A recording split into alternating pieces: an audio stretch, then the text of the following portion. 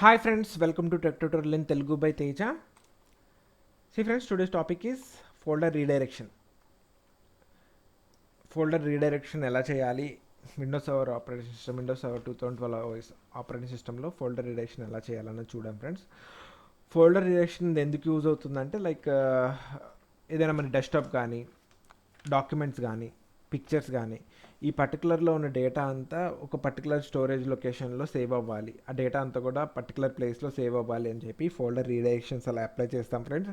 Not only desktop, anywhere మీకు desktop అయితే మంచి ఫిమిలర్ అయి ఉంటారని చెప్పి నేను డెస్క్టాప్ అని చెప్తున్నాను. దీనివల్ల మెయిన్ అడ్వాంటేజ్ ఏంటంటే user profile for example desktop huge ఉందనుకోండి, ఒక 10 GB 5 GB అలా ఉందనుకోండి, ఈ ఫోల్డర్ రీడైరెక్షన్ వల్ల ఏమవుతుందంటే ఆ ప్రొఫైల్ అనేది ఫాస్ట్గా లోడ్ అవుతుంది.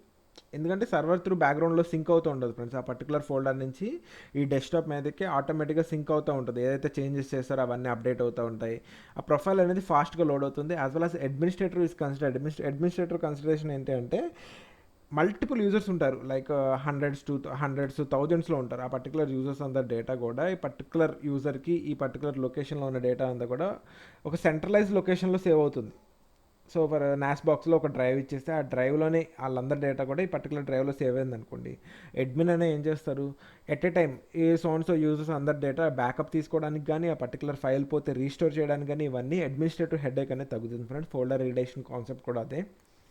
ఓకే, మీరు ప్రీవియస్గా లోకల్ ప్రొఫైల్స్, రోమింగ్ ప్రొఫైల్స్ ఇవన్నీ చూసారు కదా, దానికి సిమిలర్గానే ఉంటుంది ఈ కాన్సెప్ట్ కూడా. See let us go into the practical. దీనికోసం ఏంటి అంటే ఫస్ట్ మన డొమైన్ కంట్రోల్లో లాగిన్ అయ్యి మన డీసీఎల్ లాగిన్ అవుతున్నాను ఫ్రెండ్స్. ఇది మన డొమైన్ కంట్రోలర్, మ్యాక్సిమైజ్ చేస్తున్నాను. మన డొమైన్లో లాగిన్ అయ్యి ఫస్ట్ మీరు ఒక ఫోల్డర్ క్రియేట్ చేయాలి ఫ్రెండ్స్. నేను ఈ డ్రైవ్లో ఒక ఫోల్డర్ క్రియేట్ చేస్తాను. న్యూ ఫోల్డర్ రీడైరెక్ట్ అని క్రియేట్ చేస్తున్నాను ఫ్రెండ్స్. రీడైరెక్షన్ అని ఒక ఫోల్డర్ క్రియేట్ చేస్తాను. ఈ ఫోల్డర్ని నేను రీడ్ అండ్ రైట్ పర్మిషన్తో ఎవ్రీవన్ షేర్ చేస్తాను. చూడండి, షేరింగ్లో షేర్ ఎవ్రీవన్కి read and write permission. Real టైంలో ఇది హిడెన్ షేర్ ఉంటుంది. నేను ప్రాక్టికల్ పర్పస్ కాబట్టి డైరెక్ట్ జస్ట్ షేర్ చేసి చూపిస్తున్నాను. రీడైరెక్షన్ అనే ఫోల్డర్ నా డీసీ నుంచి షేర్ చేశాను. ఇది షేర్ అయిందో లేదో తెలుసుకోవాలంటే రన్ కమాండ్లో నాకు నా domain control computer name DC friends, అది నేను టైప్ చేస్తే చూడండి రీడైరెక్షన్ అనే ఫోల్డర్ కనబడుతుంది. So but present first step ఏంటంటే మనం ఫోల్డర్ని షేర్ చేసాం. Then on what we need to do is మనం ఒక గ్రూప్ పాలసీ రాయాలి. ఓకే, దీనికోసం ఏం చేస్తానంటే active directory users and computers open చేయండి ఫ్రెండ్. టూల్స్లో active directory users and computers ఉంది కదా, ఇది ఓపెన్ చేసి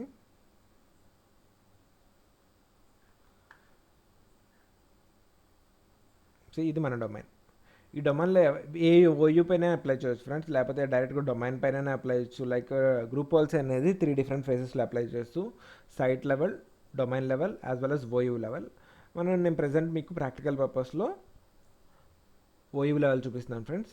ఓకే, ఓయూ లెవెల్లో మన పీపీసీ అనే ఫోల్డర్ ప్రీవియస్గా మన ఓయూకి ఒక ఆర్గనైజేషన్ యూనిట్ క్రియేట్ చేసాము. దీనిలో సోన్స్ యూజర్స్ని కూడా క్రియేట్ చేశాను. నేను ఏం చేస్తానంటే ఈ పీపీసీ అనే ఓయూ మీద ఈ గ్రూప్ పాలసీ అప్లై చేస్తాను నేను. దీనికోసం ఏం చేయాలంటే group policy management window open చేయండి ఫ్రెండ్స్. మనం దేని మీద అప్లై చేద్దాం అనుకుంటున్నాము, పీపీసీ మీద అప్లై చేద్దాం అనుకుంటున్నాం కాబట్టి దీని మీద ఒక జీపీఓ క్రియేట్ చేయండి ఫస్ట్. రీడైరెక్షన్ ఫోల్డర్ రీడైరెక్షన్ అని పెడుతున్నాను జీపీఓ నేమ్.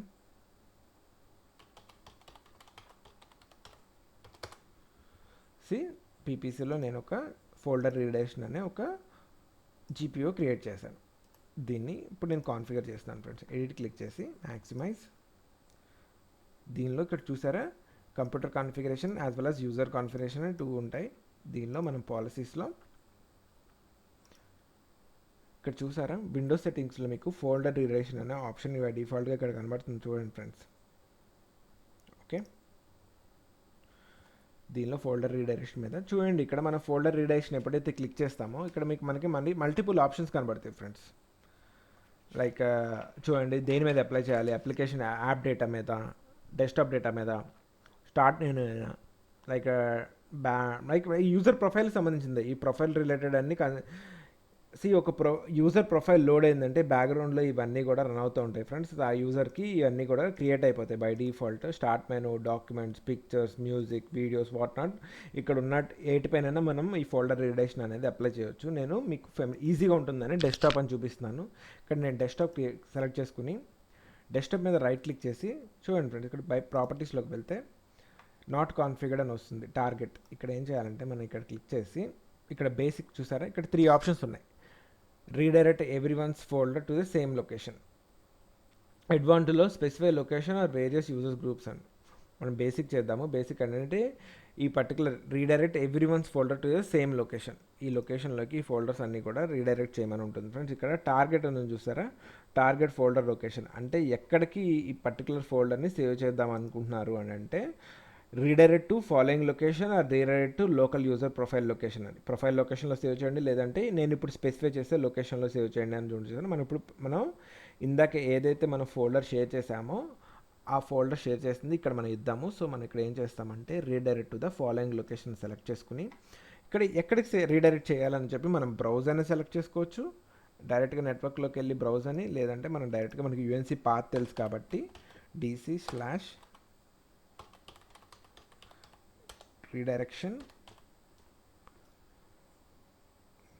ఇక్కడ ఏం చేస్తానంటే నేను పర్సంటైల్ యూజర్ నేమ్ పర్సంటైల్ ఇలా ఇస్తే ఏంటంటే ఎంతమంది యూజర్స్ అయితే ఈ ఓయూలో ఉంటారో ఆ యూజర్స్ ఎప్పుడైతే లాగిన్ అవుతారో ఆ పర్టికులర్ యూజర్కి ఒక ఫోల్డర్ అనేది డిఫాల్ట్గా క్రియేట్ అయిపోతుంది ఫ్రెండ్స్. ఇంకొక అడ్వాంటేజ్ ఏంటి అంటే ఒక యూజర్కి సంబంధించిన డేటా ఇంకో యూజర్ చూడలేడు.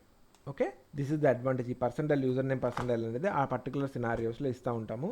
చూడండి, మనం ఇచ్చిన యూఎన్సీ పాత్ కరెక్టా కాదా అని మీకు డౌట్ వస్తే /DC ఇక్కడ రీడైరెక్షన్ ఇలా క్లిక్ చేసి చూసారా, షేర్ డ్రైవ్ ఆల్రెడీ ఉంది. మీరు ఇక్కడ ఇలా వెరిఫై చేసుకోవచ్చు. మీరు ఎప్పుడైనా మీరు కరెక్ట్గా టైప్ చేస్తారా, ఎక్కడైనా ఎర్రర్ వస్తుందా అని చెప్పి ఇలా చెక్ చేసుకోవచ్చు. నా particular UNC path followed with percentile user name percentile అని క్లిక్ చేసి పాత్ ఇచ్చేసి మన చూసారా, if there is group policies and related folders అని పాపప్ డిఫైన్ అవుతుంది. Do you want to continue yes. Okay, ఇది వన్స్ క్రియేట్ చేసిన తర్వాత ఏం చేస్తారంటే గ్రూప్ పాలసీ అప్డేట్ చేయండి ఫ్రెండ్స్. వన్స్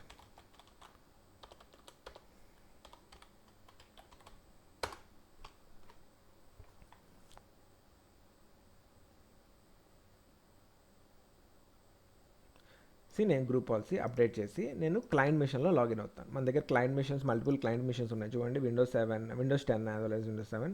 నేను Windows 10 మిషన్లోకి లాగిన్ అవుతున్నాను. ఆల్రెడీ లాగిన్ అయి ఉంది. ఇదైతే ఏ యూజర్తో లాగిన్ అయి ఉంది ఎలా చెక్ చేసుకోండి. P1తో లాగిన్ అయి ఉంది ఫ్రెండ్స్. ఇది మనం పర్సనలైజ్లోకి వెళ్ళి ఇక్కడ థీమ్స్ ఉన్నాయి కదా,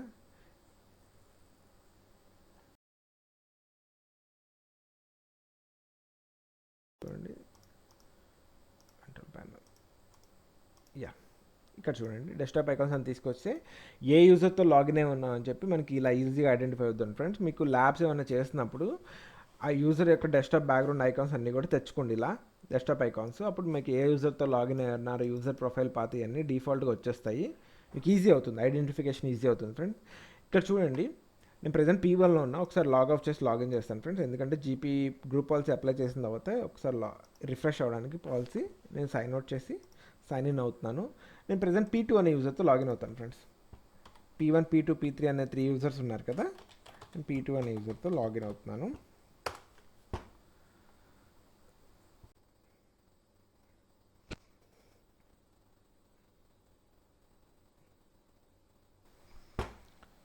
P2 అనే యూజర్తో లాగిన్ అయిన తర్వాత ఈ డెస్క్టాప్ మీద, మన డెస్క్టాప్ కదా రీడైరెక్షన్ పెట్టింది. ఈ డెస్క్టాప్ మీద ఏం చేస్తానంటే ఒక ఫోల్డర్ క్రియేట్ చేస్తాను ఫ్రెండ్స్. test1 అనే ఫోల్డర్ క్రియేట్ చేస్తున్నాను. ఈ ఫోల్డర్ నేమ్ test1 అని ఇచ్చాను. ఈ ఫోల్డర్ లోపల సమ్ ఎగ్జాంపుల్ ఏదో ఒక బిట్ ఫైల్ ఏదో ఒకటి యాడ్ చేద్దాం, చూద్దాం. బిట్ ఇమేజ్ కాంటాక్ట్ అవుతుంది.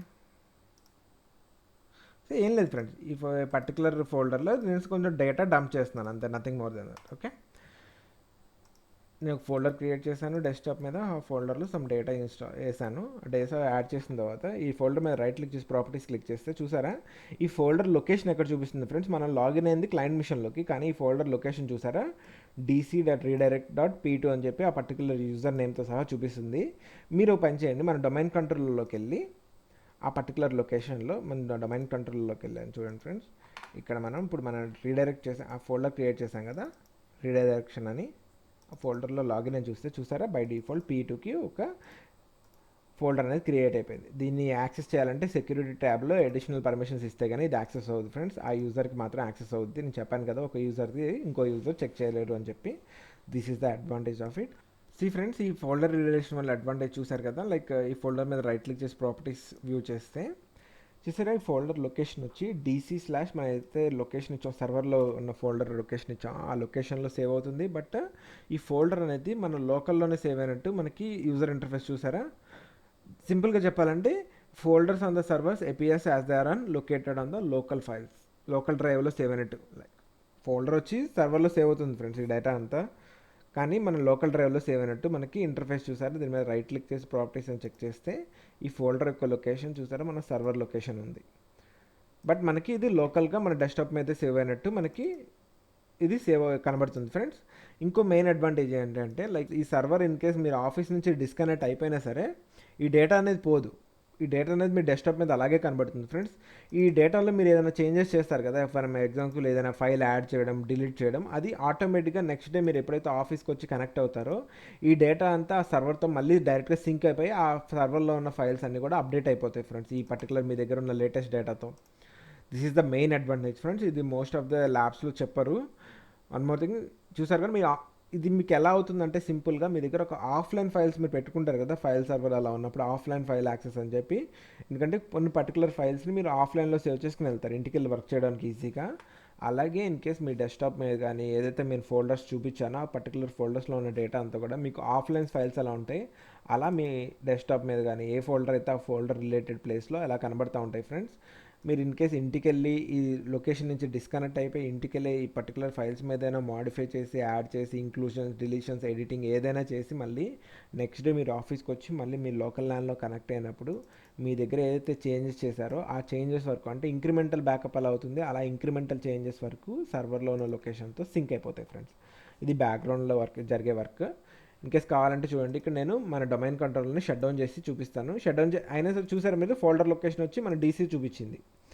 అయినా నేను మన డొమైన్ కంట్రోల్ని షట్ డౌన్ చేస్తున్నాను. షట్ డౌన్ చేస్తే పోవాలి కదా, కానీ పోదు ఫ్రెండ్స్. ఫోల్డర్ రిడైరెక్షన్ వల్ల అడ్వాంటేజ్ అదే.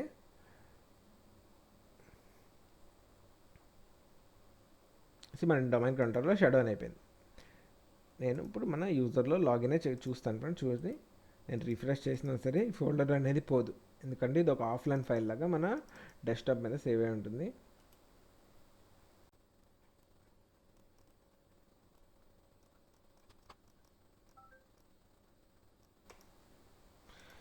మనం DC షట్ డౌన్ చేసినా సరే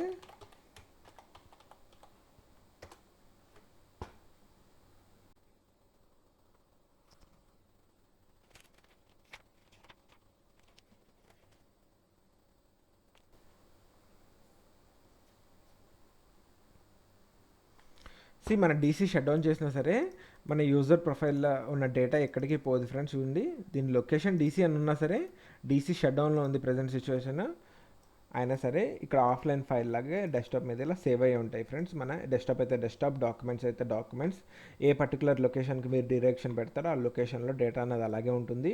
మీరు ఇన్ కేస్ DC ఆఫ్లైన్లో ఉన్నప్పుడు మీరు ఏమైనా అప్డేట్ చేంజెస్ ఏదైతే చేస్తారో అవన్నీ మన లైవ్లోకి వచ్చిన తర్వాత ఆటోమేటిక్గా ఈ రెండింటి మధ్య డేటా అనేది సింక్ అయ్యి అప్ టు డేట్ ఉంటుంది friends. This is all about today. Thank you. Have a nice day.